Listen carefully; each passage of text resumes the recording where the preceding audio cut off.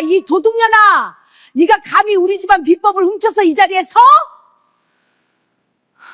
화려한 조명이 쏟아지는 명인 시상식장. 하얀 밀가루 폭탄이 주인공의 머리 위로 쏟아지며 장례는 순식간에 아수라장이 됩니다. 15년 전 친정도 없는 서러운 몸으로 시집와 손톱 밑이 다 닳도록 시댁의 뒷수발을 들었지만 돌아온 건 집까지 팔아치우고 제주도로 도망간 남편과 시어머니의 비열한 배신뿐이었습니다. 식탁 위에 던져진 건 위자료라며 생색내던 세금 덩어리 흉가 땅 문서 한 장. 하지만 탐욕에 눈먼 그들은 꿈에도 몰랐습니다. 그들이 쓰레기라며 내던진 그 낡은 방앗간 아궁이 밑에 돌아가신 시아버지가 아들 몰래 숨겨둔 가문의 마지막 역전 카드가 잠들어 있었다는 사실을 말이죠. 과연 며느리 은수 씨가 피눈물을 흘리며 파헤친 아궁이 속엔 무엇이 들어 있었을까요? 그리고 모든 재산을 탕진하고 돌아와 며느리를 도둑 취급한 시댁 식구들을 단 한 방에 무너뜨릴 시아버지의 소름 돋는 설계는 과연 무엇이었을까요? 지금 그 기막힌 반전의 이야기가 펼쳐집니다. 시작 전 구독과 좋아요를 눌러주시고 어디서 듣고 계신지 알려주시면 고마운 마음을 담아 그쪽으로 큰절 올리겠습니다. 그럼 오늘의 사연 시작합니다. 대한민국 전통 요리대상 시상식장이 환한 조명 아래 웅성거렸습니다. 수백 명의 관객이 숨을 죽인 채 무대 위 대형 스크린을 올려다보고 있었어요. 사회자가 봉투를 천천히 뜯더니 마이크에 입을 가져갔습니다. 올해의 황금조청명인 오은수 님이십니다. 장내가 터질 듯한 박수갈채로 가득 찼습니다. 은수는 떨리는 다리를 겨우 붙잡으며 무대 위로 올라갔어요. 손끝이 저릿저릿했고 가슴 한가운데가 뜨겁게 달아올랐죠. 그동안의 시간이 주마등처럼 스쳐 지나갔습니다. 굶주림도 멸시도 차가운 아스팔트 바닥도 전부 이 순간을 위한 것이었다고 믿고 싶었어요. 은수가 트로피를 두 손으로 받아드는 순간이었습니다. 쿵 하는 둔탁한 소리와 함께 객석 뒤쪽 문이 벌컥 열렸어요. 술 냄새를 풍기며 비틀거리는 남자와 그 뒤를 바짝 따라붙은 노파 하나가 통로를 헤집으며 무대를 향해 돌진했습니다. 경호원 2명이 팔을 붙잡았지만 남자는 짐승처럼 몸을 뒤틀며 뿌리쳤고 노파는 경호원의 손을 핥히며 우리 아들 손 놔 하고 악을 썼어요. 그 두 사람의 얼굴을 확인한 은수의 눈동자가 순간 얼어붙었습니다. 강철민과 조갑순, 전 남편과 시어머니였어요. 철민은 무대 위로 기어오르더니 등 뒤에 숨기고 있던 밀가루 포대를 번쩍 들어 올렸습니다. 은수가 몸을 피하기도 전에 하얀 가루가 머리 위로 폭포처럼 쏟아져 내렸어요. 눈도 코도 입도 온통 하얀 먼지로 뒤덮였습니다. 이 여자가 내 아버지 비법 훔쳐서 도망간 도둑년이에요. 철민은 기고만장한 목소리로 객석을 향해 고래고래 소리를 질렀습니다. 그 옆에서 갑순이 손가락질하며 소리를 보탰어요. 맞아요. 우리 집안 비법을 통째로 들고 튀었어. 전현이 바로 도둑이에요. 카메라 플래시가 미친 듯이 터져나왔고 객석은 순식간에 아수라장이 됐어요. 은수는 밀가루 범벅이 된 얼굴로 꼼짝도 하지 않았습니다. 두 주먹을 불끈 쥔 채 철민을 노려보는 눈에는 분노보다 더 깊은 무언가가 서려 있었죠. 그 순간 그동안의 기억이 번개처럼 머릿속을 때렸습니다. 은수는 30에 시집와서 15년을 시댁의 무수리처럼 살았어요. 친정이라곤 어디에도 없었고 갈 곳이라곤 시댁뿐이었습니다. 새벽 5시면 부엌에 불을 떼고 시어머니 갑순의 밥상을 차리고 남편의 술자리 뒤치다꺼리를 도맡아 했죠. 허리가 끊어질 듯 아파도 시어머니의 발을 씻기고 빨래를 삶고 제사 음식을 혼자 준비했습니다. 그렇게 이 악물고 15년을 버텼어요. 그런데 시아버지 제사상을 차리던 날 모든 게 무너졌습니다. 부엌에서 나무를 묻히고 있던 은수 앞에 철민과 시어머니 갑순이 나란히 나타났어요. 둘 다 여행용 캐리어를 끌고 있었습니다. 은수는 젖은 손을 앞치마에 닦으며 고개를 갸우뚱했죠. 어머님, 그 짐은 뭐예요? 갑순이 대답 대신 은수의 왼손을 낚아챘습니다. 손가락에 끼워져 있던 결혼 반지를 억지로 비틀어 빼내더니 주머니에 쑤셔 넣었어요. 은수가 화들짝 놀라 손을 움켜쥐었지만 이미 늦었습니다. 부모도 백도 없는 년이 더 이상 우리 아들 앞길 막지 마라. 여지껏 데리고 살아준 것도 고마운 줄 알아라. 갑수는 은수의 얼굴 앞에 대고 침까지 뱉었어요. 은수는 얼굴에 묻은 침을 닦을 생각조차 하지 못한 채 그 자리에 굳어버렸습니다. 15년 동안 시어머니의 손톱 밑에까지 파내며 모셨는데 돌아온 건 얼굴 위에 침 한 방울이었죠. 철민이 서류 뭉치를 식탁 위에 탁 던졌습니다. 이혼 서류야. 우리는 제주도로 떠나니까 너는 이제 남이다. 은수의 시야가 순간 캄캄해졌어요. 다리에 힘이 풀려 식탁 모서리를 겨우 잡았습니다. 입술이 파르르 떨렸지만 목소리는 나오지 않았죠. 아, 그리고 철민이 비웃음을 흘리며 낡은 종이 한 장을 또 던졌습니다. 경기도 어딘가에 있는 방앗간 땅 문서였어요. 위자료라 생각하고 받아둬. 가서 살 수는 있을 거야. 갑순이 옆에서 코웃음을 쳤어요. 살 집 하나 줬으면 됐지. 어딜 더 바라냐. 흉가처럼 변한 데가 딱 내 수준이다. 실은 이 모든 게 철민과 갑순이 미리 짜놓은 판이었습니다. 팔리지도 않고 세금만 나오는 쓰레기 땅을 은수에게 떠넘겨 세금 부담까지 은수에게 씌우려는 속셈이었죠. 그뿐이 아니었어요. 철민은 은수 몰래 살던 아파트까지 이미 팔아치운 뒤였습니다. 짐은 오늘 밤 안으로 싸서 나가. 내일이면 새 주인이 들어온다. 은수는 벌어진 입을 다물지 못했어요.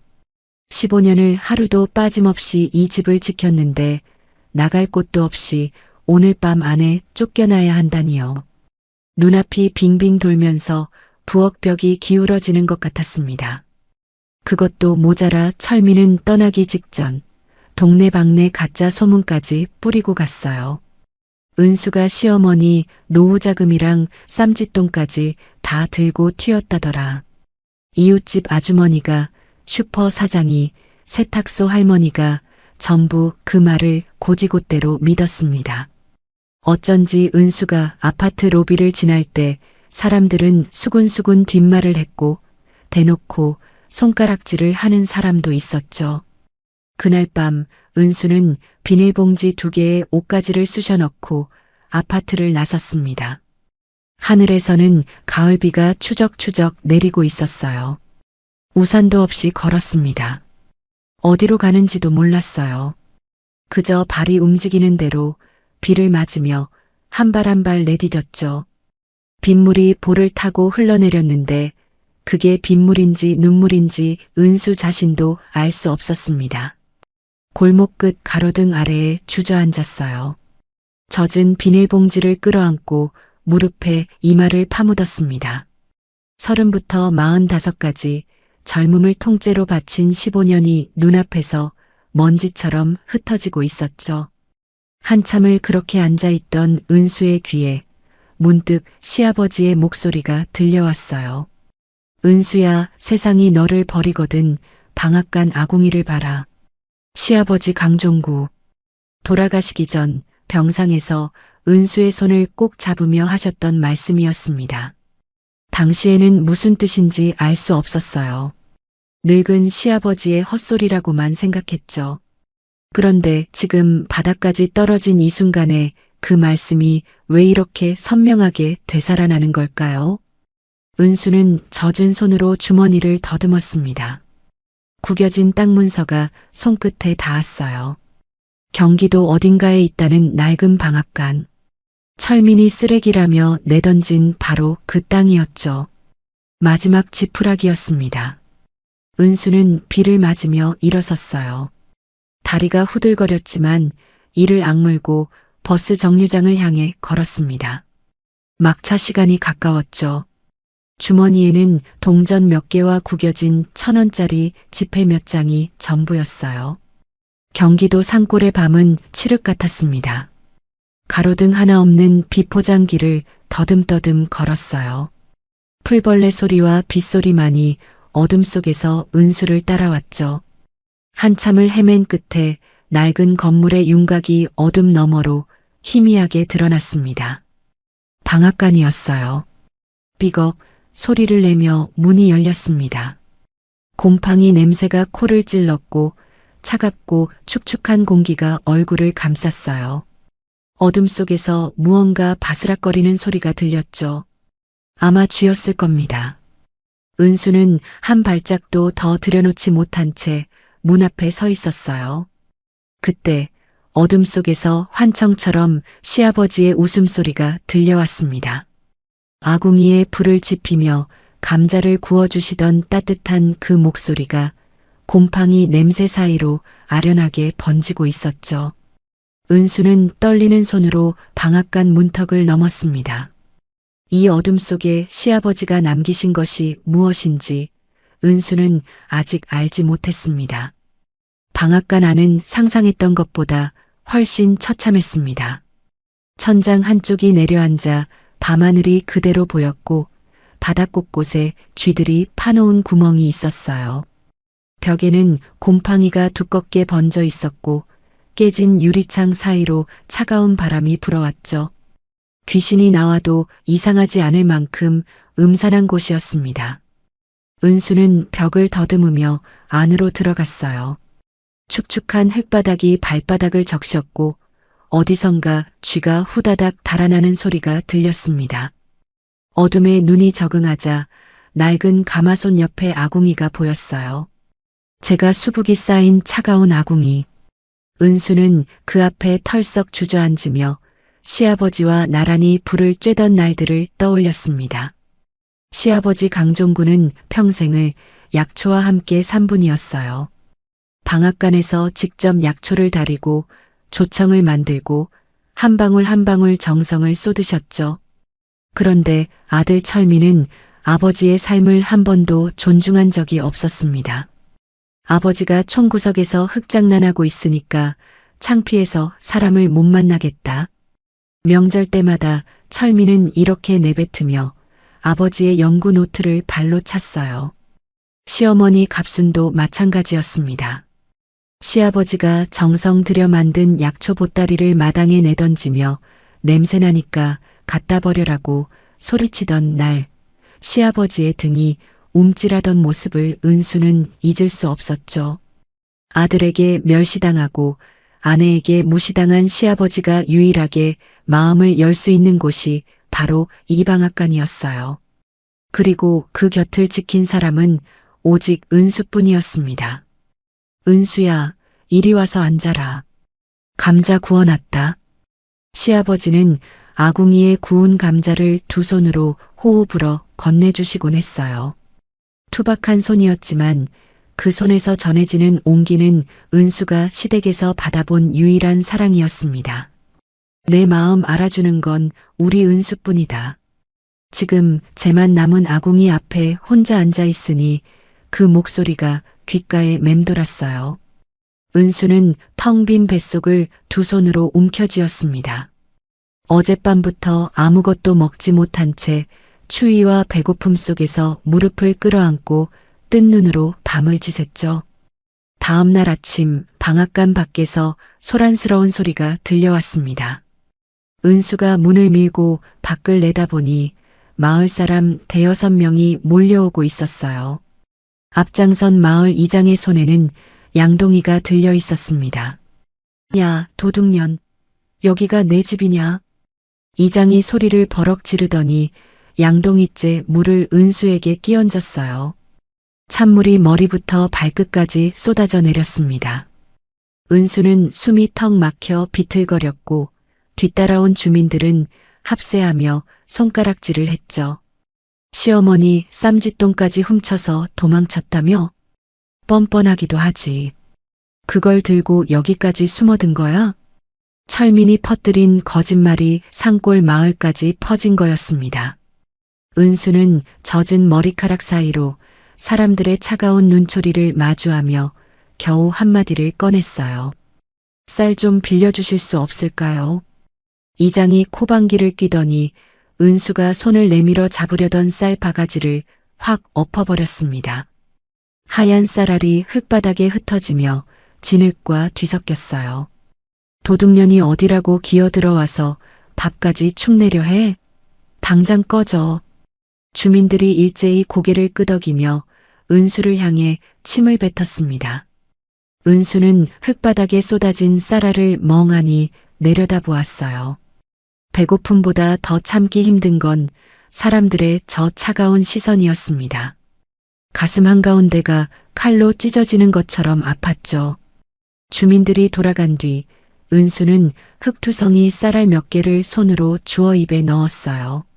모래가 이 사이에 서걱거렸지만 그대로 삼켰습니다. 한편 제주도에서 철민은 상간녀와 호화로운 파티를 벌이고 있었어요. 지옥 같은 마누라 떼어내니 천국이 따로 없다라는 글을 올리며 키득거렸죠. 갑순도 타운하우스 거실에 동네 노인들을 불러 모아놓고 은수 흉을 보고 있었습니다. 그 며느리가 말이에요. 벌레 같은 년이었어. 아주 나를 힘들게 했었다고. 우리 효자 아들 덕분에 이런 데 살게 됐으니까 내 팔자가 이제야 피는 거지. 갑수는 값비싼 과일을 깎으며 연신 희죽거렸어요. 15년 동안 종부림시킨 며느리가 길바닥에 나앉든 말든 눈 하나 깜짝하지 않았죠. 방앗간에서 은수는 차가운 아궁이 앞에 다시 주저앉았습니다. 몸이 부들부들 떨렸어요. 추위 때문만은 아니었습니다. 분노와 서러움이 뒤엉켜 가슴 안에서 들끓고 있었죠. 그때 시아버지의 마지막 순간이 눈앞에 선명하게 떠올랐어요. 병원 침대 위에서 시아버지는 이미 말을 제대로 할 수 없는 상태였습니다. 그런데도 은수의 손을 꼭 잡으셨어요. 뼈만 앙상하게 남은 손이었지만 놀라울 만큼 뜨거웠죠. 아궁이 밑 은수 선물. 당시에는 그 말의 뜻을 알지 못했습니다. 하지만 지금 굶주림과 멸시 속에서 그 한마디가 머릿속을 가득 채웠어요. 은수는 무언가에 홀린 것처럼 아궁이 앞으로 기어갔습니다. 두 손으로 재를 걷어내자 치마돌이라 불리는 납작한 돌이 나타났어요. 손톱으로 돌 틈새를 파기 시작했습니다. 흙과 돌 사이에 손톱이 끼어 살점이 벗겨졌지만 멈추지 않았어요. 피가 흙과 섞여 손가락을 붉게 물들이는데도 이를 악물고 또 팠죠. 깊숙이 파헤친 돌 아래에서 단단한 무언가가 손끝에 닿았습니다. 떨리는 손으로 흙을 걷어내자 나무로 만든 작은 함이 나타났어요. 은수는 피 묻은 손으로 뚜껑을 열었습니다. 황금색 보자기가 함 안을 가득 채우고 있었어요. 보자기를 풀자 두 가지가 나왔습니다.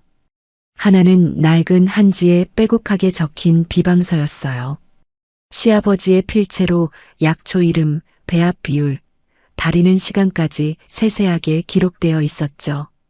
강종구가 평생을 바쳐 완성한 황금 조청의 비법이었습니다. 그리고 접어둔 편지 한 통, 겉면에 떨리는 글씨로 이렇게 적혀 있었어요. 피눈물을 닦아준 내 딸 은수에게. 은수의 시야가 눈물로 흐려졌습니다. 편지를 펼치자 시아버지의 목소리가 글자 사이로 들려오는 것 같았어요. 은수야, 이것을 보고 있다면 내가 많이 힘들다는 뜻이겠지. 내 아들놈이 너를 버렸겠구나. 아비가 자식 속을 모를까? 이 비방서는 내 평생의 걸작이다. 세상 누구한테도 알려주지 않았다. 철민이한테도. 그놈은 자격이 없어. 이건 오직 너만 쓸 수 있는 거다. 은수야, 살아서 너한테 해준 것은 감자 한 알뿐이었다만 죽어서라도 빚을 갚겠다. 은수는 편지를 가슴에 꼭 껴안았습니다. 소리 없이 울었어요. 어깨가 들썩이고 코끝이 시큰거리고 참았던 것이 한꺼번에 터져나왔죠. 시아버지는 돌아가시기 전에 이 모든 것을 준비해 두셨던 거였습니다. 아들이 가문을 배신할 것을, 며느리를 내칠 것을, 은수가 이 방앗간으로 돌아올 수밖에 없을 것을 전부 알고 계셨어요. 그래서 비법을 아궁이 밑에 숨기셨죠. 아들도 아내도 아닌 오직 은수만이 찾을 수 있도록. 은수는 한참을 울다가 피가 마른 손가락으로 비방서의 첫 장을 넘겼습니다. 창밖으로 동이 트고 있었어요. 여명의 빛 한 줄기가 방앗간 안으로 스며들며 황금색 보자기 위에 내려앉았을 때 은수의 눈동자 속에서 무언가가 바뀌었습니다.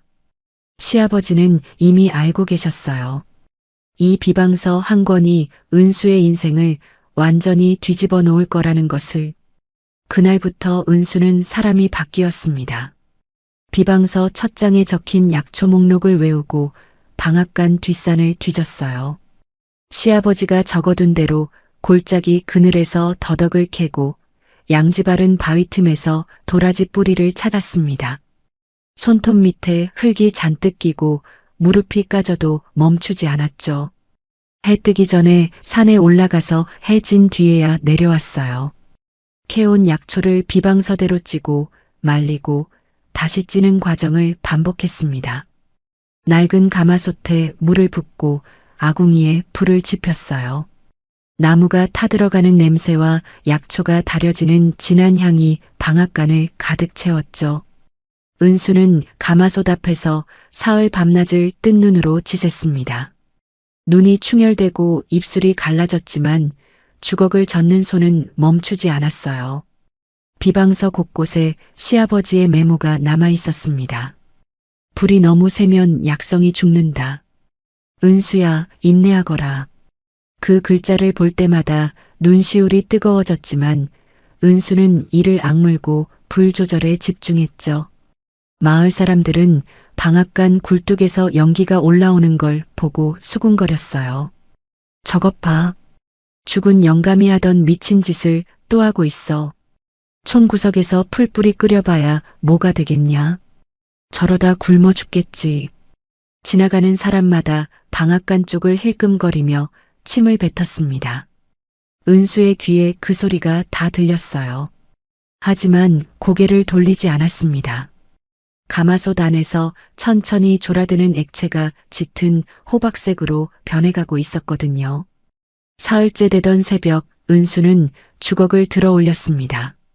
주걱 끝에 매달린 액체가 햇살을 받아 황금빛으로 반짝였어요. 걸쭉하면서도 맑은 빛깔에 코를 감싸는 깊고 달콤한 향이 번졌죠. 혀끝에 한 방울 떨어뜨리자 달콤함이 입안 가득 퍼지면서 목구멍까지 따뜻하게 내려갔습니다. 황금 조청이 완성된 거였어요. 은수는 가마솥 앞에 주저앉아 한참을 멍하니 앉아 있었습니다. 시아버지가 평생을 바쳐 완성한 비법이 자신의 손에서 살아 숨쉬고 있다는 사실이 믿기지 않았죠. 그런데 바로 그날 오후 방앗간 앞마당에서 쿵 하는 소리가 났습니다. 은수가 황급히 뛰어나가 보니 마을 이장이 마당 한가운데 쓰러져 있었어요. 얼굴이 새파랗게 질린 채 가슴을 움켜쥐고 숨을 쉬지 못하고 있었죠. 천식 발작이었습니다.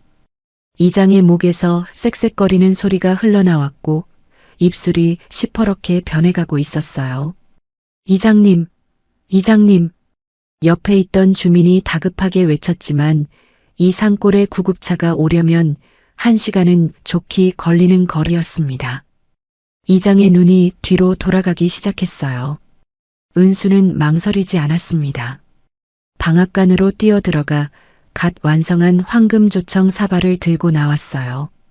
이장의 머리를 무릎 위에 올리고 숟가락으로 조청을 한술 떠서 입에 밀어 넣었습니다. 이장의 목이 꿀꺽 움직였어요. 은수는 이장의 등을 천천히 쓸어내리며 기다렸죠. 기적처럼 이장의 기침이 멎었습니다. 쌕쌕거리던 숨소리가 서서히 잦아들더니 깊고 고른 호흡으로 바뀌었어요. 새파랗던 얼굴에 핏기가 돌아왔고 이장은 천천히 눈을 떴죠. 주변에 서 있던 마을 사람들은 입을 쩍 벌린 채 아무 말도 하지 못했습니다. 어제까지 도둑년이라며 침을 뱉던 사람들이 귀신을 본 듯한 표정으로 은수를 바라보았어요. 이 소문은 불길처럼 퍼졌습니다. 사흘도 지나지 않아 방앗간 앞에는 조청을 구하려는 사람들이 산 아래까지 줄을 섰어요. 읍내에서 이웃 군에서까지 소문을 듣고 찾아왔죠. 은수는 쉴 틈 없이 약초를 캐고 조청을 다리며 한 병 한 병 정성을 다했습니다. 그런데 이 소문이 바다 건너 제주도까지 닿았어요. 철민과 갑수는 제주도에서 투자 사기를 당해가지고 간 돈을 몽땅 날린 뒤였습니다. 타운하우스는 압류당했고 상간녀마저 돈이 떨어지자 철민 곁을 떠난 상태였어요. 갑수는 좁은 원룸에서 컵라면으로 끼니를 때우고 있었죠. 은수가 방앗간에서 조청 만들어 파는데 줄이 산 아래까지 늘어서 있다더라. 옛 동네 사람한테서 전화를 받은 철민의 눈이 뒤집혔습니다. 갑순도 옆에서 듣고는 소파에서 벌떡 일어났어요. 뭐, 그 쓰레기 땅에서 돈이 나온다고? 모자는 그날 밤 비행기를 탔습니다. 다음 날 아침 방앗간 문이 벌컥 열렸어요. 철민이 앞장서고 갑순이 뒤따랐습니다. 가마솥 앞에서 조청을 적고 있던 은수가 고개를 드는 순간 주걱을 쥔 손에 힘이 잔뜩 들어갔어요. 뭐야, 진짜였네. 영감이 보물을 남긴 게 맞구만.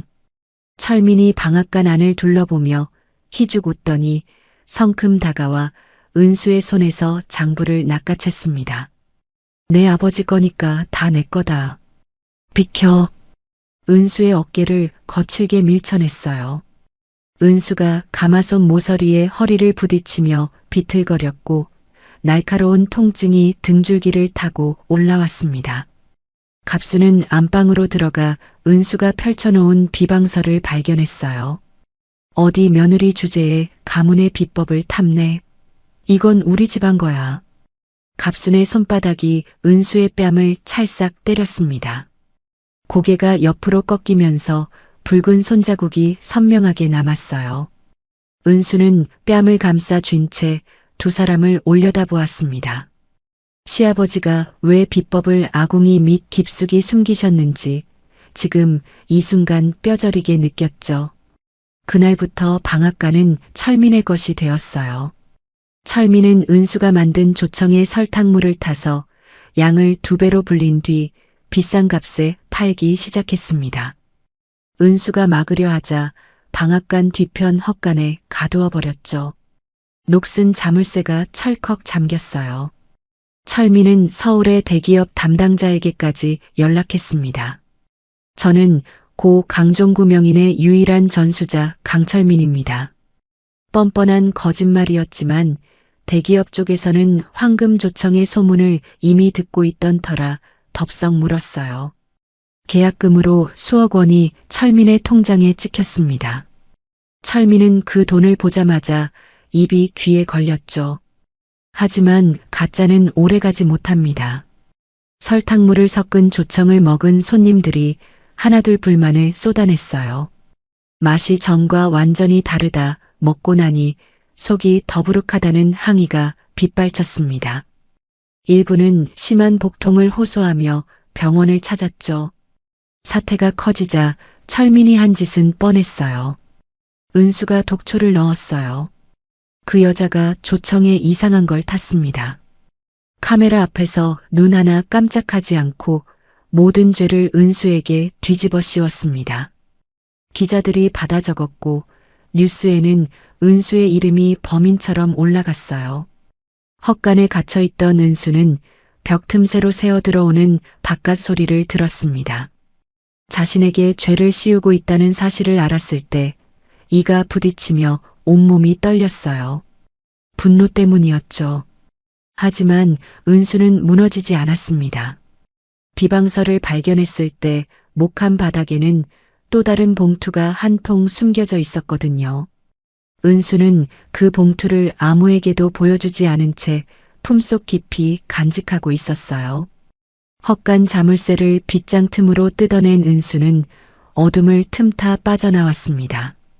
시아버지가 남긴 최후의 봉투를 품에 안고 경찰서를 향해 걸었어요. 은수의 발걸음에는 더 이상 흔들림이 없었습니다. 은수가 경찰서에 도착하기도 전에 철민이 먼저 손을 썼습니다. 제 전처가 조청에 독초를 넣어서 손님들한테 피해를 줬어요. 저도 피해자입니다. 철민은 경찰서에 허위 신고를 넣었어요. 은수가 경찰서 문을 열고 들어서자 형사 2명이 기다리고 있었습니다. 은수의 팔을 잡고 조사실로 데려갔죠. 차가운 철제 의자에 앉혀진 은수 앞에 형사가 서류를 탁 내려놓았어요. 오은수 씨 식품위생법 위반 혐의로 조사받으셔야 합니다. 은수는 입을 열어 억울함을 호소하려 했습니다. 하지만 형사는 손을 들어 말을 막았어요. 피해자 진술서가 이미 쌓여 있었거든요. 철민이 미리 가짜 조청을 먹고 탈이 난 손님들의 진술서를 싹 모아서 제출한 거였습니다. 은수의 이름이 가해자란에 박혀 있었죠. 조사는 밤새 이어졌어요.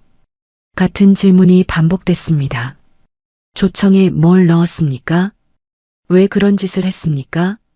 은수가 아무리 설탕물을 섞은 건 철민이에요라고 말해도 형사의 표정은 변하지 않았어요. 증거가 전부 은수를 가리키도록 철민이 짜놓은 판이었죠. 경찰서 밖에서는 갑순이 기자들 앞에 서 있었습니다. 두 눈에 눈물을 가득 머금은 채 손수건으로 코를 풀며 연기를 했어요. 며느리가 돈독이 올라서 사람 잡을 짓을 했어요. 우리 아들이 얼마나 착한데 그 착한 아들을 속이고 조청에 이상한 걸 탄 거라고요. 갑순의 악어의 눈물에 기자들은 고개를 끄덕였고 저녁 뉴스에는 은수의 얼굴이 범인처럼 나갔습니다. 은수는 조사실 안에서 시아버지의 말씀을 떠올리며 버텼어요. 진실은 가라앉지 않는다. 물 위에 뜨는 기름처럼 언젠가 반드시 떠오르게 되어 있어.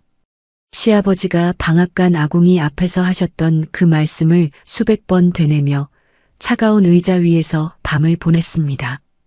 등이 욱신거리고 눈이 충혈됐지만 이를 악물고 견뎠죠. 이틀 뒤 은수는 무혐의로 풀려났어요. 조청에서 유해 성분이 검출되지 않았기 때문이었습니다. 설탕물을 섞은 것은 위생법 위반이 될 수 있어도 독초를 넣었다는 철민의 주장은 거짓으로 드러났죠. 하지만 경찰서 문을 나선 은수 앞에 펼쳐진 현실은 더 참혹했어요. 방앗간으로 향하던 은수의 발이 입구에서 멈췄습니다. 방앗간 앞에 떡 벌어진 어깨의 사내 3명이 팔짱을 끼고 서 있었어요. 철민이 고용한 사람들이었죠. 은수가 한 발짝 다가서자 그중 가장 덩치 큰 사내가 손바닥을 내밀었습니다. 여기 주인이 바뀌었어요. 들어갈 수 없습니다. 은수는 고개를 들어 방앗간 간판을 올려다보았어요. 은수가 정성 들여 걸었던 나무 간판이 사라지고 그 자리에 번쩍거리는 새 간판이 걸려 있었습니다. 강철민 황금 조청본가. 은수의 눈이 떨렸어요. 이틀 사이에 철민이 자기 이름으로 간판을 바꾸고 성대한 개업 파티까지 열었던 거였죠. 은수는 주먹을 꽉 쥐었습니다. 손톱이 손바닥에 파고들어 피가 배어 나왔지만 느끼지 못했어요. 돌아서서 걸었습니다. 갈 곳은 없었지만 그 자리에 서서 무너질 수는 없었죠. 은수가 향한 곳은 마을 입구의 오래된 창고였어요. 방앗간에서 쫓겨난 뒤 짐을 숨겨둔 곳이었습니다. 은수는 비닐 가방 안을 뒤졌어요. 비방서 원본은 이미 품에 있었지만 은수가 찾는 것은 따로 있었습니다. 비방서 뒷면이었어요. 시아버지는 비방서 마지막 장 뒤편에 얇은 종이를 풀로 붙여두셨습니다.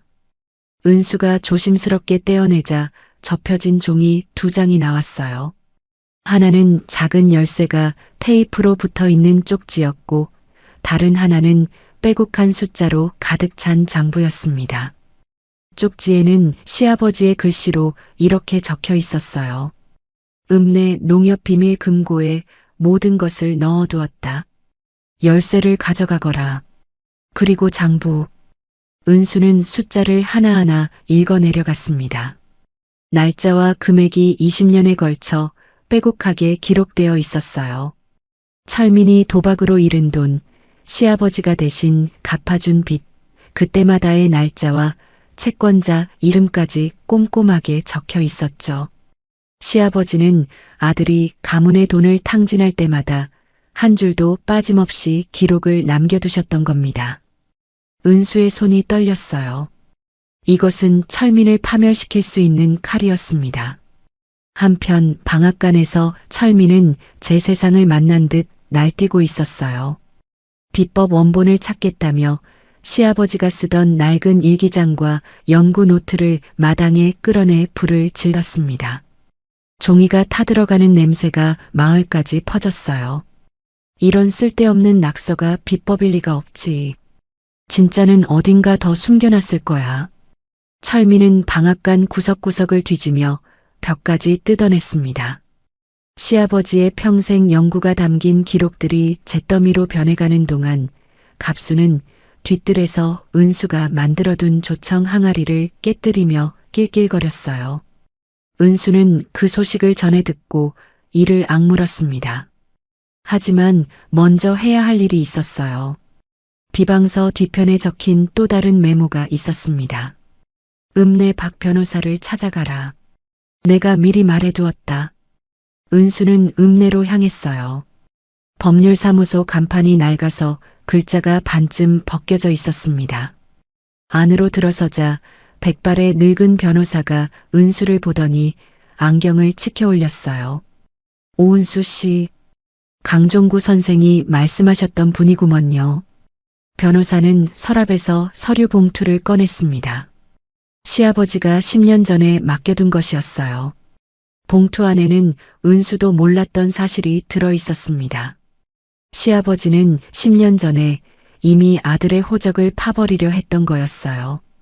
불효자 상속 박탈 서류까지 준비해 두셨죠.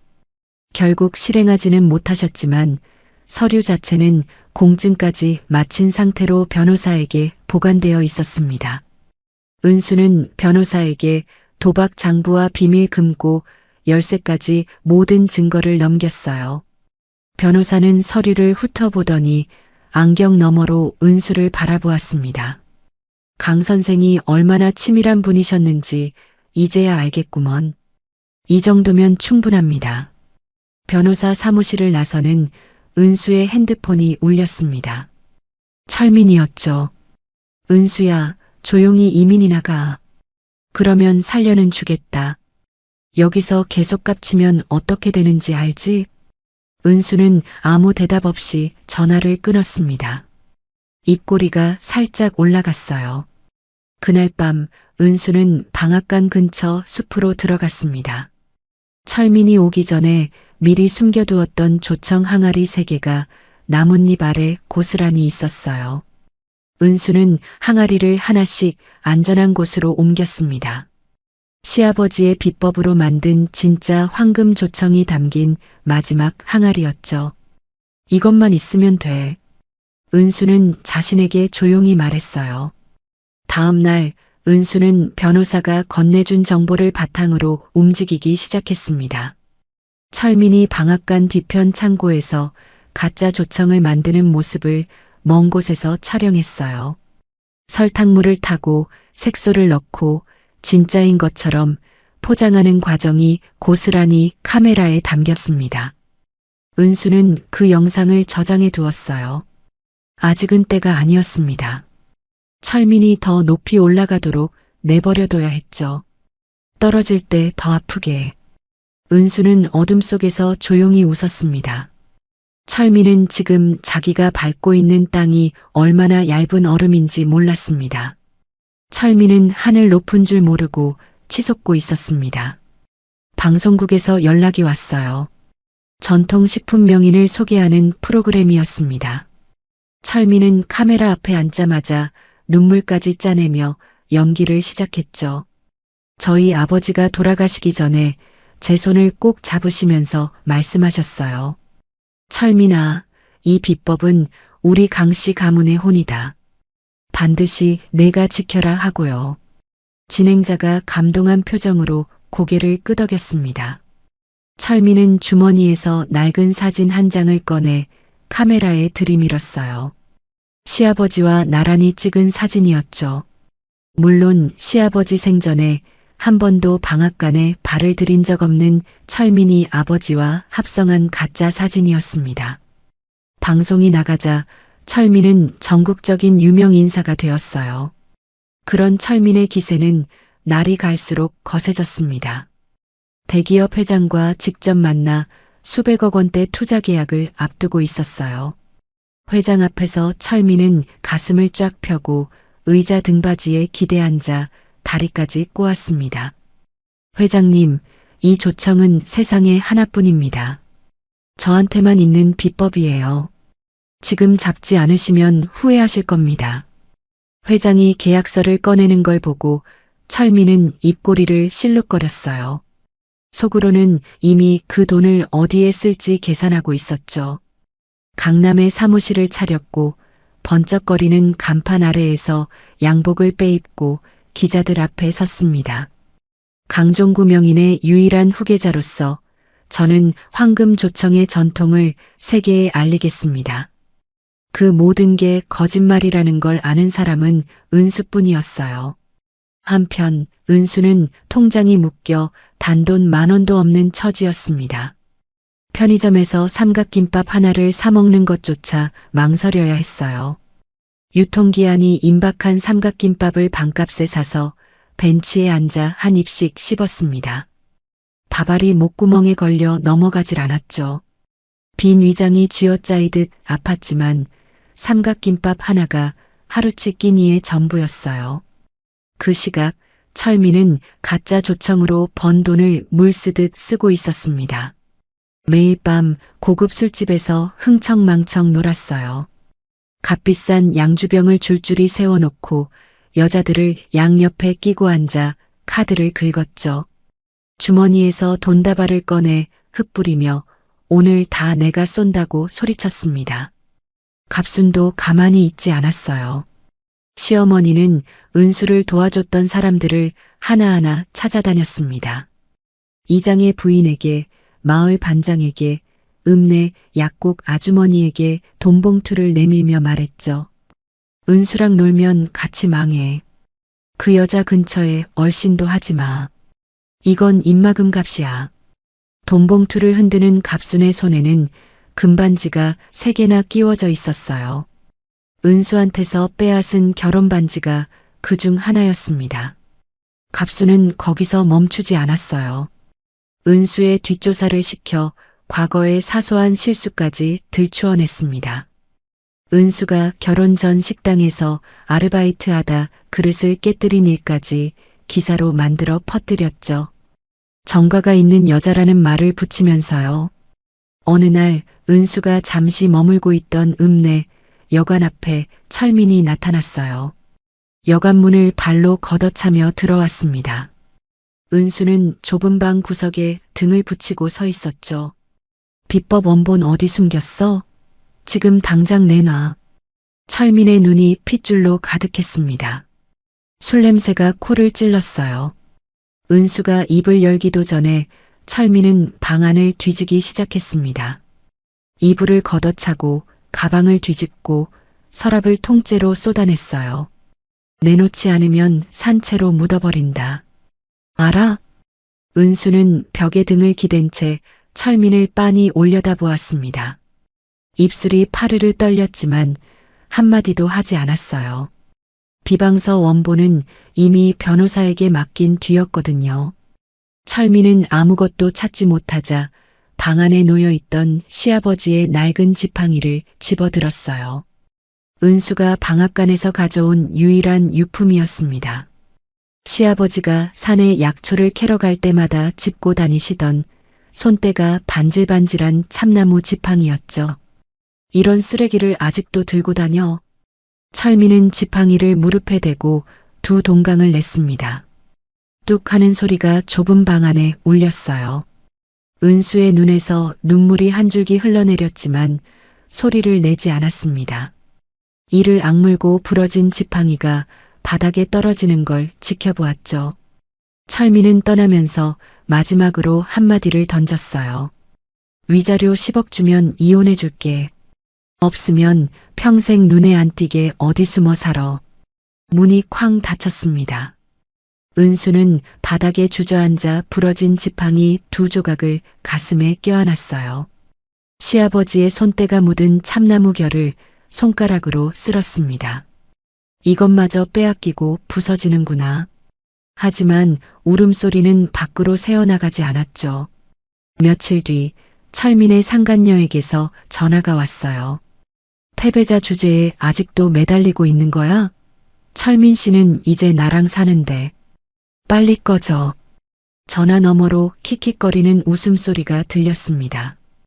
은수는 아무 말 없이 전화를 끊었어요.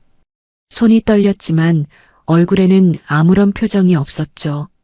그 무렵 철민은 방송 인터뷰에서 방앗간 터를 헐겠다는 말까지 했습니다. 아버지의 뜻을 기리기 위해 기념관을 세우겠다고 했지만 실제로는 자기 얼굴이 새겨진 동상을 구상하고 있었어요. 갑수는 그 소식을 듣고 어깨를 으쓱거렸죠. 우리 아들이 명인이니까 당연한 거 아니겠어? 동상 옆에 내 것도 하나 세워야지. 세상이 온통 철민 편인 것 같았어요. 은수가 지나가면 사람들이 뒤에서 수군거렸습니다. 방송에서도 투자자들 앞에서도 마을에서도 철민은 효자이자 명인으로 대접받았습니다. 은수를 아는 사람은 아무도 없었고 있다 해도 모른 채 했죠. 하지만 은수는 무너지지 않았습니다. 매일 밤 여관방 구석에서 비방서를 통째로 암기했어요. 한 글자, 한 줄, 한 장씩 약초 이름과 배합 비율을 수백 번 반복해서 머릿속에 새겼습니다. 비방서 원본이 없어도 은수의 머리 안에 시아버지의 비법 전부가 살아있었죠. 부러진 지팡이 조각을 주머니에 넣고 다니며 손으로 만질 때마다 다짐을 되새겼어요. 그러던 어느 날 변호사에게서 연락이 왔습니다. 철민이 다음 주 투자 설명회에서 비법서를 공개한다고 합니다. 투자자들 앞에서 직접 시연까지 한답니다. 은수의 입꼬리가 미세하게 올라갔어요. 왜냐하면 은수는 이미 알고 있었거든요. 철민이 손에 쥐고 있는 그 비법서가 진짜가 아니라는 걸. 헛간에 갇혀 있을 때 은수가 미리 바꿔치기해 둔 엉터리 배합표라는 걸요. 그날 밤 은수는 변호사 사무실에서 가져온 서류 봉투를 열었습니다. 그 안에는 시아버지가 남긴 진짜 전수자 확인서 원본이 들어 있었어요. 은수의 이름 석자가 또박또박 적혀 있었죠. 은수는 그 확인서를 품에 안고 여관방 불을 껐습니다. 그리고 철민이 그토록 자신만만하게 준비하는 투자 설명회에 대한 모든 계획이 은수의 머릿속에서 완성되었어요. 모든 범죄 행적이 담긴 파일을 정리하고 발송할 언론사 목록을 하나하나 확인했습니다. 은수는 어둠 속에서 조용히 중얼거렸어요. 아버님, 조금만 더 기다려주세요. 철민의 웃음소리가 서울 하늘 아래 울려 퍼지고 있었지만 그 웃음 뒤에는 이미 칼날이 숨어 있었습니다. 은수가 언론사에 파일을 보내기로 한 바로 그날 철민이 한 발 앞서 손을 썼습니다. 은수가 묵고 있던 여관에 용역 3명이 들이닥쳤어요. 여관 주인이 뒷돈을 받고 방 번호를 알려준 거였죠. 사내들은 은수의 짐을 복도에 내동댕이 치고 노트북을 빼앗으려 했습니다. 은수가 노트북을 가슴에 껴안고 버티자 사내 하나가 은수의 어깨를 밀쳤어요. 은수는 복도 끝 계단에서 굴러떨어졌습니다. 무릎이 아스팔트에 부딪히면서 살이 찢어졌고 피가 스타킹을 적시며 흘러내렸어요. 용역들은 은수가 쓰러진 채 움직이지 못하는 사이 여관방에서 서류 가방을 통째로 들고 사라졌습니다. 다행히 노트북은 은수가 온몸으로 감싸 지켜냈지만 가방 안에 있던 현금 3만 원과 옷까지 세면도구까지 전부 날아갔어요. 은수에게 남은 건 입고 있는 옷 한 벌과 노트북 뿐이었습니다. 은수는 피가 나는 무릎을 끌어안고 여관 앞 도로에 주저앉았습니다. 지나가던 행인들이 은수를 쳐다보았어요. 누군가가 수군거렸죠. 저 여자 뉴스에 나온 사람 아니야? 시어머니 돈 훔친 패륜 며느리. 다른 사람이 고개를 끄덕이며 침을 뱉었습니다. 아무도 손을 내밀지 않았어요. 은수는 찢어진 무릎에서 흐르는 피를 손바닥으로 누르며 일어섰습니다. 다리가 후들거렸지만 이를 악물고 걸었어요. 갈 곳이 없었습니다. 여관비가 밀려 더 이상 머물 수 없었고 아는 사람은 모두 갑순의 돈봉투에 입을 담은 상태였어요. 은수는 걷고 또 걸었습니다. 해가 지고 가로등이 켜지고 거리의 사람들이 하나둘 사라질 때까지 멈추지 않았죠. 결국 은수의 발이 멈춘 곳은 지하철역이었어요. 역 구석에 바닥이 따뜻한 곳을 찾아 주저앉았습니다. 빈 박스를 주워다 등 뒤에 세우고 무료 신문을 몇 장 깔아 그 위에 다리를 뻗었어요. 형광등 불빛이 눈을 찔렀지만 몸이 너무 지쳐서 눈을 감았습니다. 차가운 타일 바닥의 한기가 등줄기를 타고 올라왔죠. 지하철이 지나갈 때마다 바닥이 진동했고 스피커에서 쏟아지는 안내방송이 귀를 때렸어요. 하지만 은수는 꿈쩍도 하지 않았습니다. 움직일 힘이 남아있지 않았거든요. 이게 바닥이구나. 은수는 생각했어요. 인생의 진짜 바닥. 그때 주머니 속 전화기가 울렸습니다. 변호사였어요. 은수가 힘겹게 전화를 받자 변호사의 목소리가 떨리고 있었죠. 은수 씨, 지금 당장 사무실로 오세요. 그 비밀 금고 열쇠 있잖아요. 은행 금고를 열어봤는데 안에서 어르신이 남기신 편지하고 서류가 나왔어요. 은수는 부서진 몸을 이끌고 변호사 사무실로 갔습니다. 변호사가 건넨 건 낡은 봉투 하나였어요. 시아버지가 은행 금고 안에 넣어두신 것이었죠. 은수는 떨리는 손으로 봉투를 열었습니다. 접힌 편지지 2장과 함께 공증 도장이 찍힌 서류 뭉치가 나왔어요. 편지를 펼쳤습니다. 시아버지의 글씨였어요. 삐뚤빼뚤하지만 한자 한자 힘을 줘서 쓴 글씨였죠. 은수야, 이 편지를 읽고 있다면 넌 지금 가장 힘든 때일 거다. 내가 다 알고 있어. 철민이 그놈이 방앗간을 팔아치우고 내 이름에 먹칠을 하고 너를 세상에서 지워버리려 할 거야. 하지만 은수야, 마지막에 웃는 사람이 진짜 주인이다. 이제 일어서서 본때를 보여줘라. 은수의 눈에서 뜨거운 눈물이 흘러내렸어요. 편지지 위로 눈물방울이 떨어지면서 글자가 번졌습니다. 시아버지의 목소리가 귓가에 들리는 것만 같았죠. 은수는 편지 아래에 붙어있던 서류를 펼쳤어요. 읽어내려가는 순간 은수의 눈이 크게 떠졌습니다. 시아버지는 방앗간 부지의 소유권과 건물 사용권, 그리고 그 땅에서 나오는 모든 수익에 대한 권리를 은수의 이름으로 묶어두셨어요. 공증까지 완벽하게 마친 상태였습니다. 철민이 아무리 간판을 바꾸고 매장을 차려도 법적으로 그 땅의 주인은 오은수였죠. 시아버지는 아들이 방앗간을 팔아치울 것까지 내다보시고 이 모든 걸 준비해 두신 거였어요. 은수는 서류를 가슴에 꼭 안았습니다. 지하철역 바닥에 앉아 신문지를 덮고 있는 초라한 모습이었지만 가슴속에서 뜨거운 것이 솟아오르기 시작했어요. 하지만 아직은 아니었습니다. 반격하려면 더 치밀해야 했어요. 아버님, 저 절대 여기서 안 쓰러집니다. 은수는 낮게 중얼거렸어요. 목소리에 힘은 없었지만 눈빛은 달라져 있었죠. 그런데 은수가 바닥을 치고 있는 사이 철민은 또 한 번 상상을 초월하는 짓을 벌였습니다. 은수의 친정 식구가 한 명도 없다는 사실을 이용해 동네방네 은수가 죽었다는 가짜 부고를 돌린 거였어요. 여간에서 쫓겨나 행방이 묘연해진 은수를 아예 세상에서 지워버리려는 수작이었죠. 철민은 마을 게시판에 부고를 붙이고 옛 동네 사람들에게 문자까지 돌렸습니다. 갑수는 그 부고를 퍼뜨리면서 눈물까지 짜냈어요. 불쌍한 것, 결국 혼자 죽었대. 살아서는 도둑질이나 하고 죽어서까지 민폐야. 은수는 변호사에게서 그 소식을 전해 듣고 주먹을 꽉 쥐었어요. 세상이 자신을 지워버린 것처럼 느껴지는 고통이 가슴을 짓눌렀죠. 하지만 은수는 버텼습니다.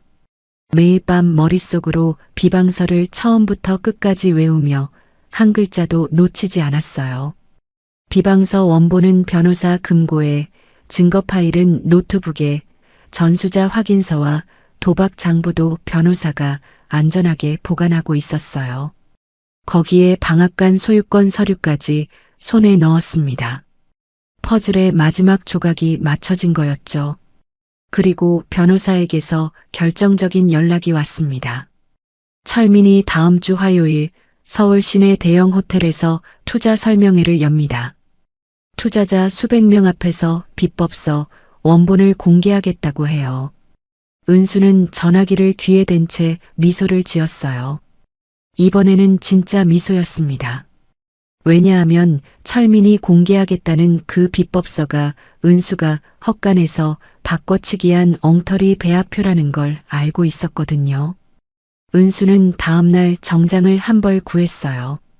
자선단체에서 받은 옷이었지만 사이즈가 딱 맞았습니다. 거울 앞에 서서 어깨를 쫙 펴고 허리를 곧게 세웠어요. 머리를 단정하게 빗어 넘기고 찢어졌던 무릎의 딱지를 반창고로 덮었습니다. 부러진 시아버지의 지팡이 조각을 정장 안주머니에 넣었어요. 거울 속 은수는 며칠 전 지하철역 바닥에 신문지를 깔고 자던 사람과는 전혀 다른 눈빛을 하고 있었죠. 새벽 4시 은수는 시아버지의 묘소를 찾아갔습니다. 묘비 앞에 무릎을 꿇고 조용히 절을 올렸어요. 아버님, 이제 다 끝낼게요. 아버님이 준비해 주신 것 하나도 헛되지 않게 할게요. 은수는 묘소에서 일어나 뒤돌아보지 않고 걸었습니다. 동쪽 하늘에서 붉은 빛이 번지기 시작했어요. 은수의 눈에는 더 이상 눈물이 없었습니다. 그 자리를 대신 채운 건 상대를 집어삼킬 듯한 매서운 불꽃이었어요. 투자 설명회 전날 철민에게 먼저 불이 붙었습니다. 가짜 조청을 먹은 손님들 중 12명이 집단으로 복통을 호소하며 병원에 실려간 거였어요. 설탕물과 색소를 섞어 만든 조청이 탈을 일으킨 건 시간 문제였죠. 어린아이부터 70이 넘은 노인까지 구급차가 줄줄이 병원 응급실로 달려갔습니다. 뉴스에 황금조청 집단 식중독이라는 자막이 떴고 기자들이 철민에게 몰려들었어요. 보통 사람이라면 사과부터 했을 거예요. 하지만 철민은 달랐습니다. 은수가 우리 공장에 몰래 들어와서 독극물을 탔어요. 그 여자가 범인입니다. 방송국 카메라 앞에서 눈 하나 깜짝하지 않고 거짓말을 했어요. 철민의 눈에는 눈물까지 글썽였습니다. 완벽한 연기였죠. 기자들은 고개를 끄덕이며 받아 적었고 은수의 이름이 또다시 범인으로 뉴스에 올랐어요. 하지만 철민은 몰랐습니다.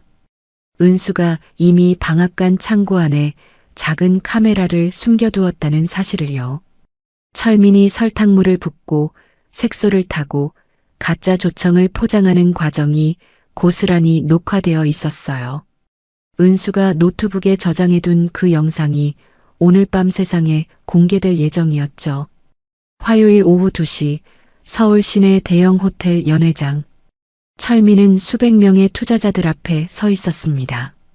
검은 양복에 금색 넥타이를 메고 무대 위 대형 스크린 앞에서 자신감 넘치는 표정을 짓고 있었어요.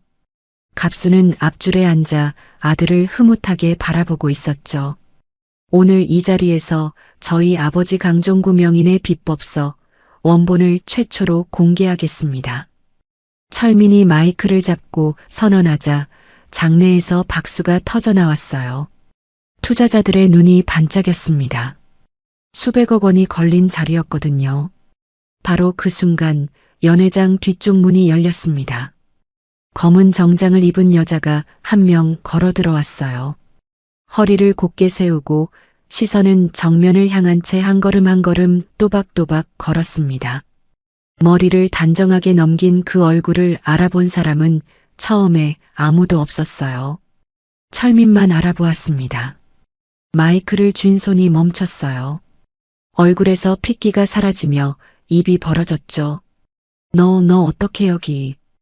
은수는 대답하지 않았습니다. 무대 옆 기술 장비 쪽으로 걸어갔어요. 미리 연락해둔 변호사가 호텔 기술팀과 협조하여 영상 장비를 준비해 놓은 상태였습니다. 은수가 노트북을 연결하자 대형 스크린이 꺼졌다가 다시 켜졌어요. 스크린에 영상이 떠올랐습니다. 첫 번째 영상은 방앗간 창고에서 철민이 조청에 설탕물을 타는 장면이었어요. 철민의 손이 커다란 통에서 설탕물을 퍼다가 조청 항아리에 쏟아붓는 모습이 선명하게 잡혀 있었습니다. 옆에서 갑순이 색소 봉지를 건네주며 킬킬 웃는 소리까지 녹음되어 있었죠. 장내가 술렁이기 시작했어요. 두 번째 영상이 바로 이어졌습니다. 시아버지가 생전에 촬영해둔 영상이었어요. 방앗간 아궁이 앞에 앉은 시아버지가 카메라를 똑바로 바라보며 말씀하셨습니다. 내 아들 철민이는 짐승보다 못한 놈이야. 내가 평생을 바쳐 만든 비법을 한 번도 배우려 한 적이 없어. 총구석에서 흑장난한다고 나를 멸시하고 내 돈을 도박으로 탕진하고 며느리를 개보다 못하게 부려먹었어. 연회장이 순식간에 얼어붙었어요. 수백 명의 투자자들이 스크린을 올려다보며 입을 다물었습니다. 시아버지의 영상은 계속되었어요. 내 비법을 이어받을 사람은 이 세상에 단 한 명, 며느리 오은수뿐이야. 철민이한테는 아무것도 남기지 않았어. 그놈이 내 이름을 팔고 다니면 그건 전부 거짓말이야. 당황한 철민이 무대 위에서 스크린을 향해 몸을 던졌습니다. 손으로 화면을 가리려 했지만 소용없었어요. 저건 가짜야. 다 조작한 거라고. 철민이 소리를 질렀지만 목소리가 갈라졌어요. 이마에 식은땀이 줄줄 흘러내리면서 셔츠 깃이 젖어들었습니다. 은수가 마이크를 잡았어요. 목소리는 낮았지만 연회장 구석구석까지 또렷하게 울렸습니다. 아버님이 20년 전부터 기록하신 장부가 있습니다. 강철민 씨가 도박으로 잃은 돈, 아버님이 대신 갚아주신 빚, 날짜별로 채권자 이름까지 전부 적혀 있어요. 은수는 장부 복사본을 투자자들 앞에 한 장씩 돌렸어요. 숫자를 확인한 투자자들의 얼굴이 불그락푸르락 변했습니다. 내 돈 내놔. 앞줄에 앉았던 투자자 한 명이 벌떡 일어나 철민의 멱살을 잡았어요. 뒤따라 두세 명이 달려들었습니다. 의자가 넘어지고 테이블 위에 물잔이 쏟아지면서 연회장이 순식간에 아수라장이 되었어요. 철민은 넥타이가 조여지면서 무대 바닥에 넘어졌습니다. 바닥을 기면서 출구 쪽으로 도망치려 했지만 투자자들이 길을 막아섰죠. 갑순이 앞줄에서 벌떡 일어나 기자들 앞으로 뛰어갔습니다. 우리 아들이 그럴 리가 없어요. 저건 전부 은수가 꾸민 거야. 우리 아들은 착해요. 하지만 이미 카메라 수십 대가 갑순의 얼굴을 비추고 있었어요. 모든 증거가 세상에 공개된 뒤였습니다. 은수가 다시 마이크를 들었어요. 그리고 한 가지 더 알려드릴 게 있습니다. 은수는 철민이 비법서 원본이라며 공개하려 했던 서류를 가리켰어요. 저 비법서는 제가 헛간에 갇혀 있을 때 바꿔치기한 엉터리 배합표입니다. 독이 될 수 있는 약초의 양이 뒤섞여 있어요. 강철민 씨는 비방서를 한 번도 제대로 읽어본 적이 없으니까 구분하지 못한 거죠. 철민의 얼굴이 하얗게 질렸습니다. 자기가 자랑스럽게 공개하려던 비법서가 가짜였다는 사실에 다리가 풀려 무대 바닥에 주저앉았어요. 은수는 품에서 서류 한 장을 꺼내 높이 들어 올렸습니다. 이것은 강종구 명인이 직접 작성하고 공증까지 마치신 전수자 확인서 원본이에요. 여기 적혀 있는 이름은 단 하나, 오은수. 카메라 플래시가 쏟아졌어요. 그때 연회장 입구에서 경찰들이 들어왔어요.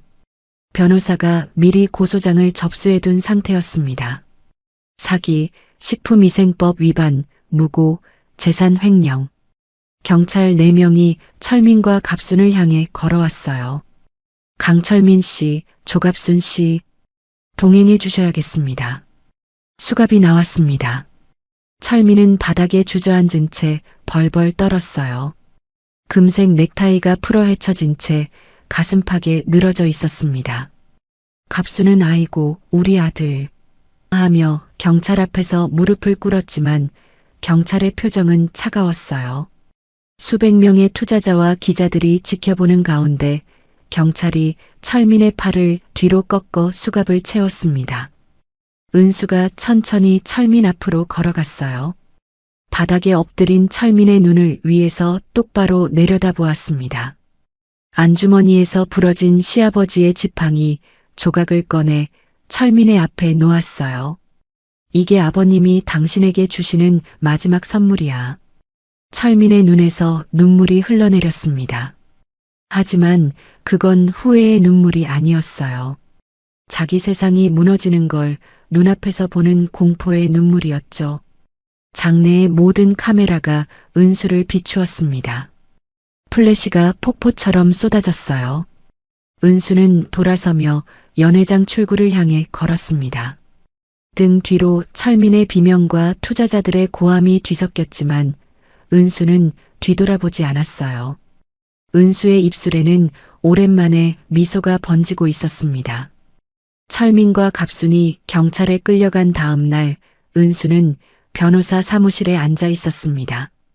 테이블 위에는 시아버지가 남긴 서류들이 차곡차곡 쌓여 있었어요. 변호사가 서류 뭉치를 하나씩 펼치며 말했죠. 은수 씨, 어르신이 준비해 두신 게 이것뿐이 아닙니다. 금고 안에서 나온 서류 중에 아직 꺼내지 않은 게 있어요. 변호사가 건넨 것은 공증 도장이 찍힌 두꺼운 봉투였습니다. 은수가 봉투를 열자 안에서 불효자 상속 박탈 서류의 원본이 나왔어요. 시아버지가 생전에 변호사와 함께 작성하고 공증까지 마친 서류였죠. 은수는 서류를 한 장 한 장 넘기며 읽어내려갔습니다. 첫 페이지에는 시아버지의 자필로 이렇게 적혀 있었어요. 본인 강종구는 아들 강철민의 불효와 폐륜 행위로 인해 모든 재산과 가업 전수 권리에서 강철민을 영구히 배제한다. 날짜는 10년 전이었습니다. 시아버지는 그때부터 이미 아들을 포기하셨던 거였어요. 두 번째 페이지를 넘기는 순간 은수의 손이 멈췄습니다. 거기에는 은수도 몰랐던 사실이 적혀 있었거든요. 철민이 10년 전 시아버지가 병원에 입원해 계실 때 약의 수면제를 몰래 타서 깊이 잠들게 한 뒤 서랍에서 인감도장을 훔쳐 부동산 위임장을 위조했다는 내용이었어요. 시아버지는 퇴원 후 그 사실을 알게 되셨지만 아들을 당장 고발하는 대신 모든 증거를 하나하나 모아두셨던 겁니다. 아버님이 이걸 다 알고 계셨구나. 은수의 목소리가 떨렸어요. 시아버지가 얼마나 깊은 배신감 속에서 이 기록을 남기셨을지 생각하니 가슴이 찢어지는 것 같았죠. 변호사가 서류 뒤쪽에 붙어 있던 한 장을 가리켰습니다. 그리고 이것도 보세요. 어르신이 정신감정서를 미리 받아두셨어요. 은수의 눈이 커졌어요. 시아버지는 철민이 나중에 반드시 아버지가 치매에 걸려서 쓴 거다라고 발뺌할 것까지 예상하고 전문 병원에서 정신감정을 받아 정상 판정을 받은 서류를 첨부해 두신 거였습니다. 어르신이 정말 대단한 분이셨어요. 10년 전부터 이 모든 걸 준비하셨다니. 변호사도 고개를 절레절레 흔들며 감탄했어요. 은수는 그 서류를 들고 곧장 검찰청으로 향했습니다. 철민과 갑순에 대한 추가 고소장을 접수하기 위해서였죠. 검찰 조사실에서 철민은 여전히 큰 소리를 치고 있었어요. 그 서류 다 가짜야. 저 노인네가 치매 걸려서 쓴 거라고. 은수가 예상한 그대로였습니다. 은수는 검사에게 정신감정서를 건넸어요. 검사가 서류를 확인하는 동안 철민의 얼굴이 점점 파랗게 변했습니다. 강철민 씨, 피해자의 정신감정 결과가 정상으로 나와 있습니다. 치매 주장은 근거가 없어요. 철민의 입이 딱 벌어졌어요. 할 말을 잃은 채 의자에 털썩 주저앉으면서 손으로 얼굴을 감쌌습니다. 손가락 사이로 식은땀이 줄줄 흘러내렸죠. 하지만 은수의 카드는 거기서 끝이 아니었어요. 은수는 검사에게 두 번째 서류 뭉치를 건넸습니다. 철민이 제주도에서 상간녀와 함께 재산을 빼돌린 비밀 장부였어요. 시아버지의 도박 장부와는 별개로 은수가 직접 증거를 모은 것이었죠. 철민이 제주도 투자 사업이라며 끌어모은 돈이 실제로는 상간녀 명의의 해외 계좌로 빠져나간 내역이 날짜별로 정리되어 있었습니다. 이 자료는 국세청에도 동시에 접수했습니다. 은수가 담담하게 말하자 철민의 얼굴이 하얗게 질렸어요. 탈세에 재산 은닉까지 추가되면 형량이 훨씬 무거워진다는 걸 철민도 알고 있었죠. 그때 조사실 문이 열리면서 사람 4명이 들어왔습니다. 중년 여성 셋과 노인 1명이었어요. 은수도 처음 보는 얼굴들이었죠. 검사가 설명했습니다. 강철민의 어머니 조갑순에 대한 추가 피해자들입니다. 자발적으로 증인 출석했어요. 첫 번째 여성이 갑순을 가리키며 떨리는 목소리로 말했어요. 이 여자가 은수 씨 이름을 팔아서 우리한테 돈을 빌렸어요. 며느리가 보증 선다고 거짓말하고 3천만 원을 떼먹었습니다. 두 번째 여성도 고개를 끄덕이며 입을 열었죠. 저도요. 은수 씨가 직접 전화해서 빌려달라고 했다면서 차용증까지 위조해서 보여줬어요. 갑순의 얼굴이 사색이 되었습니다. 입술이 파르르 떨리면서 나는 그런 적 없어 하고 더듬거렸지만 피해자들이 들고 온 위조 차용증에는 갑순의 필체가 선명했어요.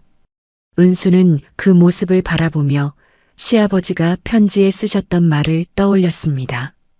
내 피눈물을 닦아달라. 시아버지는 아들뿐 아니라 며느리인 갑순의 악행까지 다 알고 계셨던 거였어요. 검찰 조사가 이어지는 동안 법원에서도 뉴스가 날아왔습니다. 철민이 만든 모든 가짜 조청 제품에 대한 판매 금지 명령이 내려졌습니다.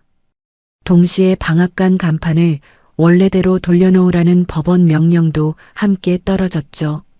은수는 그 소식을 듣고 검찰청 복도 의자에 앉아 조용히 눈을 감았습니다.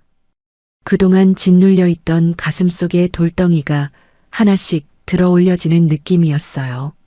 하지만 마지막 카드가 아직 남아 있었습니다. 은수는 변호사와 함께 법원으로 향했어요. 방앗간 부지의 소유권을 공식적으로 확인받기 위해서였죠. 시아버지가 은행 금고에 남겨둔 소유권 이전 서류와 공증 문서를 법원에 제출하자 판사가 서류를 검토한 뒤 선고했습니다. 본 부동산의 소유권 및 일체의 사용 수익권은 오은수에게 있음을 확인합니다. 철민이 아무리 간판을 바꾸고 용역을 세우고 매장을 차려도 그 땅은 처음부터 은수의 것이었어요. 시아버지가 10년 전에 이미 그렇게 만들어 두셨거든요. 법원을 나온 은수는 방앗간으로 걸어갔습니다. 버스를 타고 시골길을 걷고 산모퉁이를 돌아 익숙한 흘길에 접어들었어요. 입구를 지키고 있던 용역들은 법원 명령서를 보더니 한마디 말도 못하고 비켜섰습니다. 은수가 대문을 열고 마당에 들어서자 깡패 2명이 슬금슬금 짐을 싸서 도망치듯 빠져나갔어요. 오랜만에 방앗간 마루에 올라섰습니다. 철민이 걸어둔 간판이 아직 대문 위에 붙어 있었어요. 은수는 직접 사다리를 타고 올라가 그 간판을 떼어냈습니다. 번쩍거리던 간판이 바닥에 떨어지면서 먼지가 풀썩 날렸어요. 은수는 아궁이 앞에 가서 앉았습니다. 차가운 아궁이였지만 시아버지의 온기가 아직 남아있는 것만 같았어요. 아버님, 저 집에 돌아왔습니다. 은수는 나지막이 중얼거렸어요. 눈물이 볼을 타고 흘러내렸지만 이번에는 억울한 눈물이 아니었습니다. 그 시각 구치소 독방에 앉아있는 철민에게도 소식이 전해졌어요.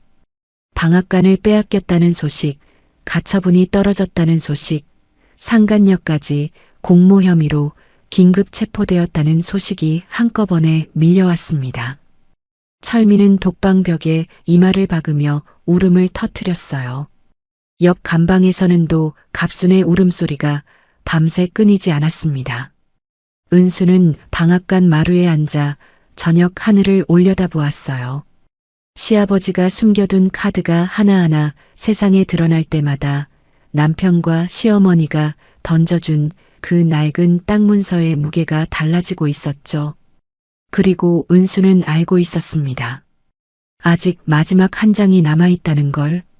재판이 열린 날 법원 앞은 인산인해였습니다. 가짜 조청 피해자들, 취재진, 그리고 은수를 응원하기 위해 전국에서 모여든 사람들이 법원 계단 아래까지 빼곡히 늘어서 있었어요. 은수는 정장 차림으로 법정에 들어섰습니다. 얼마 전 단벌 옷차림으로 길바닥에 나앉았던 그 여자와는 완전히 다른 눈빛이었죠. 피고인석에 앉은 철민은 수갑을 찬 채 고개를 숙이고 있었어요. 헐렁한 수의를 입고 있었는데 2달 전까지 금색 넥타이를 메고 투자자들 앞에서 으스대던 모습은 온데 안데 없었습니다. 옆자리에 앉은 갑수는 눈이 퉁퉁 부어 있었어요. 법정에 들어서면서도 우리 아들이 억울해하고 중얼거렸지만 판사가 정숙을 명하자 입을 다물었죠. 재판은 3개월에 걸쳐 진행되었습니다. 그동안 쌓인 증거가 산더미였거든요. 가짜 조청 제조 영상, 시아버지의 유언 영상, 도박 장부, 인감 도용 기록, 갑순의 사기 차용증, 국세청 탈제 자료까지. 검찰이 증거를 하나씩 꺼낼 때마다 철민의 얼굴이 한 톤씩 어두워졌어요. 결심 공판날 판사가 선고문을 읽기 시작했습니다. 피고인 강철민, 사기, 식품위생법 위반, 무고, 재산 횡령, 사문서 위조, 인감 도용 등의 혐의에 대하여 법정안이 숨을 죽였어요. 은수는 방청석 맨 앞줄에서 판사의 입을 바라보았습니다. 징역 12년 및 벌금 5억 원, 전 재산 몰수를 선고합니다. 철민의 몸이 의자에서 미끄러졌어요. 바닥에 주저앉으면서 실성한 듯 킥킥 웃기 시작했습니다. 눈은 허공을 향하고 입에서는 알아들을 수 없는 소리가 흘러나왔죠. 양쪽 경찰이 철민의 팔을 잡아 일으켜 세웠지만 다리에 힘이 풀려 축 늘어졌어요. 이어서 갑순의 선고가 내려졌습니다. 피고인 조갑순, 사기 및 공갈, 사문서 위조 방조 혐의에 대하여 징역 7년을 선고합니다. 갑수는 판사석을 향해 두 손을 모으며 울부짖었어요. 판사님, 나는 아들이 시키는 대로 한 것뿐이에요. 제발 한 번만 봐주세요. 하지만 판사는 표정 하나 바꾸지 않았습니다. 갑수는 결국 법정 바닥에 이마를 박으며 주저앉았어요. 경찰 2명이 갑순의 양팔을 잡고 끌어내야 했죠. 방청석에서 피해자들의 박수가 터져 나왔습니다. 투자금을 날린 사람, 가짜 조청을 먹고 병원에 실려갔던 사람, 갑순에게 돈을 떼인 사람들이 눈물을 흘리며 손뼉을 쳤어요. 은수는 박수 소리 속에서 조용히 눈을 감았습니다. 가슴이 벅차오르면서도 한편으로는 공허한 느낌이 밀려왔어요. 철민이 교도소로 이송되는 날, 법원 앞에는 분노한 피해자 수십 명이 몰려 있었습니다. 호송차 문이 열리자 계란이 날아왔어요. 밀가루 봉지가 터지면서 철민의 머리와 어깨를 하얗게 뒤덮었죠. 예전 시상식에서 은수에게 밀가루를 뒤집어 씌웠던 그 장면이 고스란히 되돌아온 거였어요. 철민은 밀가루를 뒤집어 쓴 채 고개도 들지 못하고 호송차에 실렸습니다. 이마에서 계란 노른자가 흘러내렸지만 수갑찬 손으로는 닦을 수도 없었죠. 그 모습을 담은 사진이 다음 날 전국 신문 일면을 장식했어요.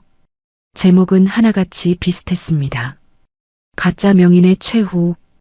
은수는 방앗간을 되찾은 뒤 허물어진 지붕부터 고치기 시작했어요.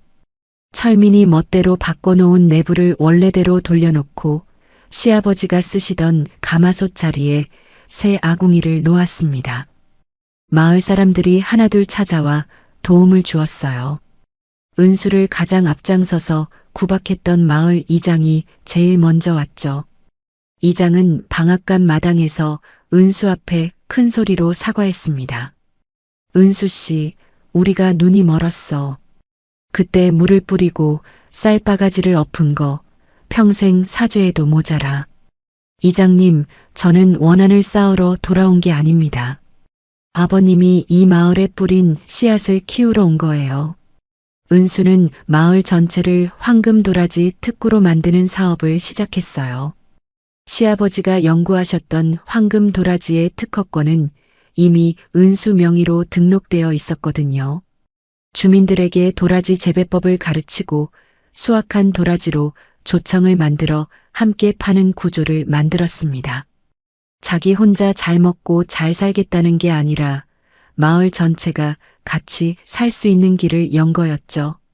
소문이 퍼지면서 전국에서 주문이 쏟아졌어요.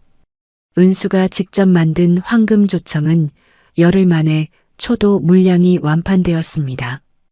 오은수 황금조청이라는 이름이 붙은 항아리가 백화점 식품관에 들어갔고 방송에서도 연일 다루기 시작했죠. 국가에서도 은수를 찾았습니다.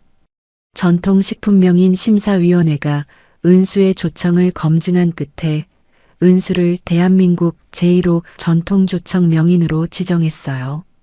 시아버지가 평생을 바쳐 연구하셨지만 끝내 받지 못하셨던 그 칭호를 며느리가 받아낸 겁니다.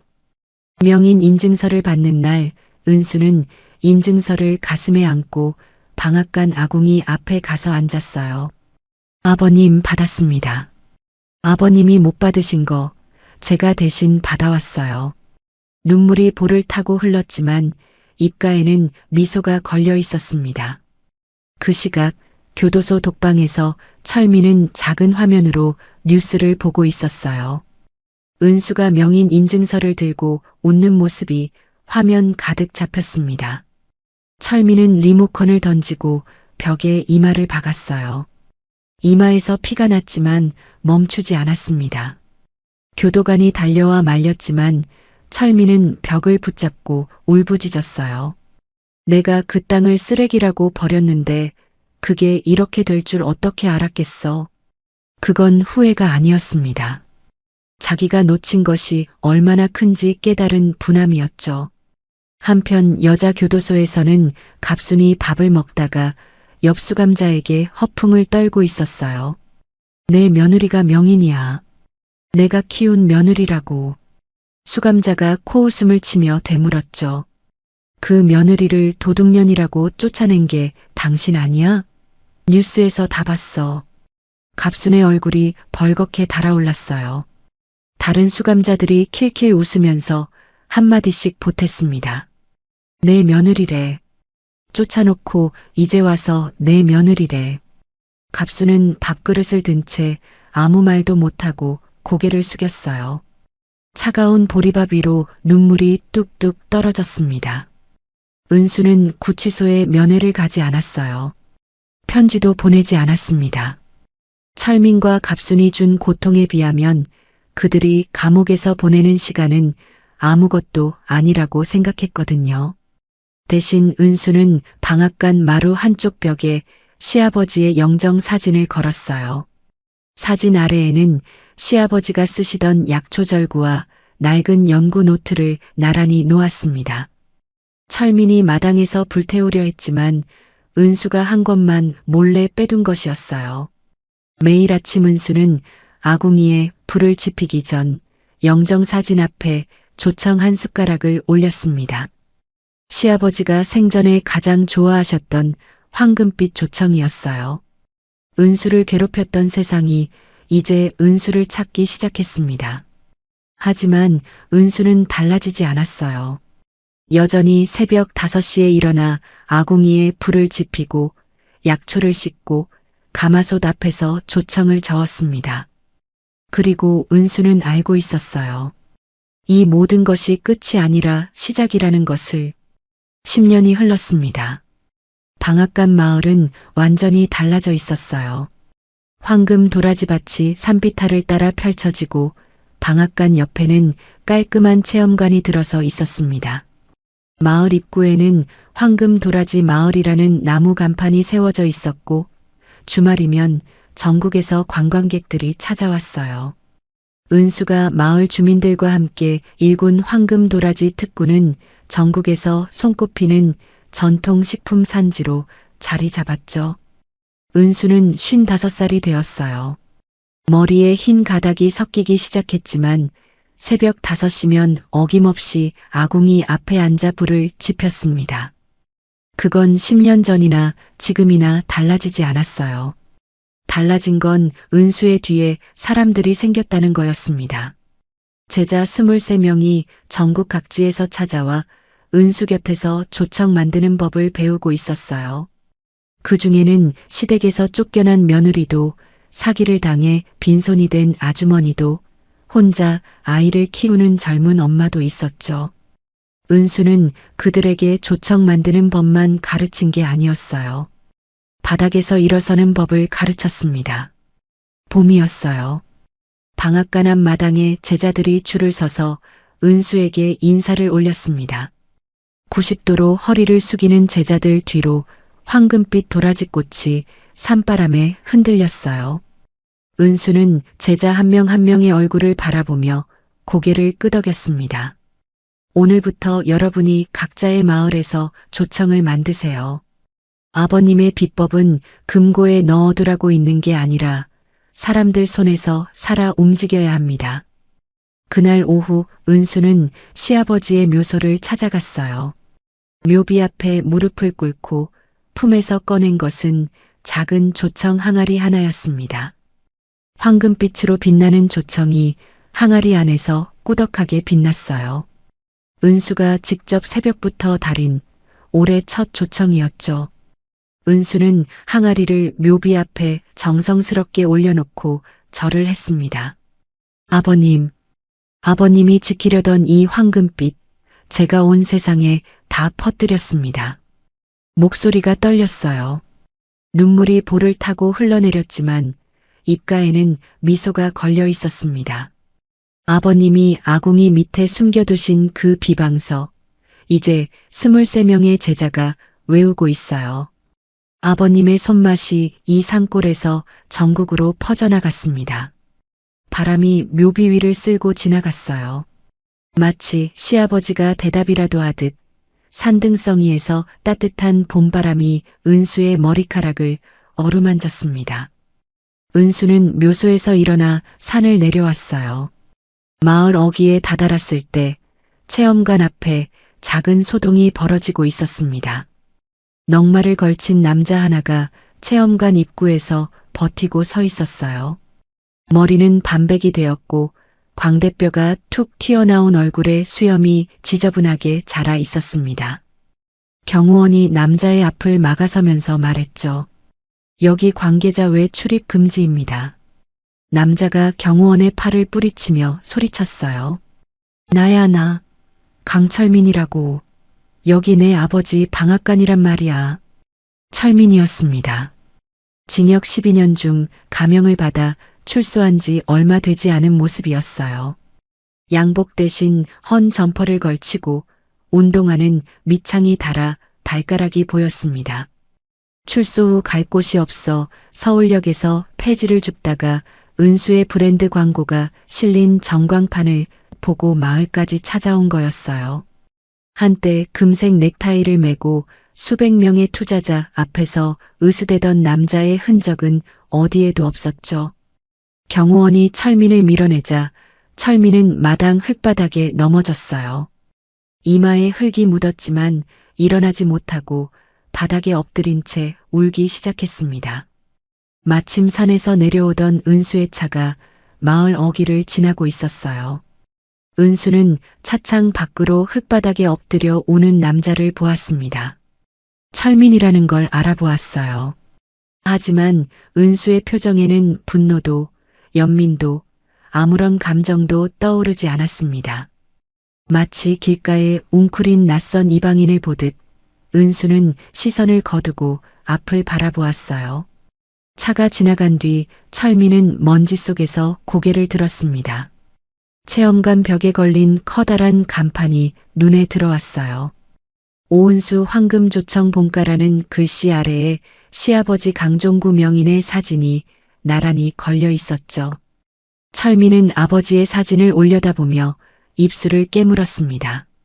하지만 아무런 소리도 나오지 않았어요. 한편 갑수는 출소 후 치매가 심해져 있었습니다. 시장 한쪽 구석에서 진흙을 주물러가며 이게 조청이야. 우리 며느리가 가르쳐 준 거야 하고 중얼거리다가 상인들에게 쫓겨나기를 반복했어요. 갑순의 머릿속에는 이제 자기가 은수를 쫓아냈다는 기억조차 남아있지 않았죠. 다만 명인이라는 단어만 입에 달고 살면서 정작 그 명인이 누구인지도 모른 채 시장 바닥을 떠돌았습니다. 해가 저물었어요. 은수는 방앗간 아궁이 앞에 앉아 있었습니다. 오래된 가마솥 안에서 조청이 보글보글 끓고 있었어요. 은수는 나무 주걱으로 조청을 천천히 저었습니다. 한 바퀴, 두 바퀴, 시아버지가 가르쳐 주셨던 그 속도 그대로 느리고 고르게 저었어요. 가마솥 안에서 올라오는 김이 은수의 얼굴을 감쌌습니다. 약초와 도라지가 섞인 달콤하면서도 깊은 향기가 방앗간 안을 가득 채웠어요. 아궁이 불빛이 은수의 볼 위에서 주황색으로 일렁였죠. 문득 시아버지의 목소리가 귓가에 들리는 것 같았어요.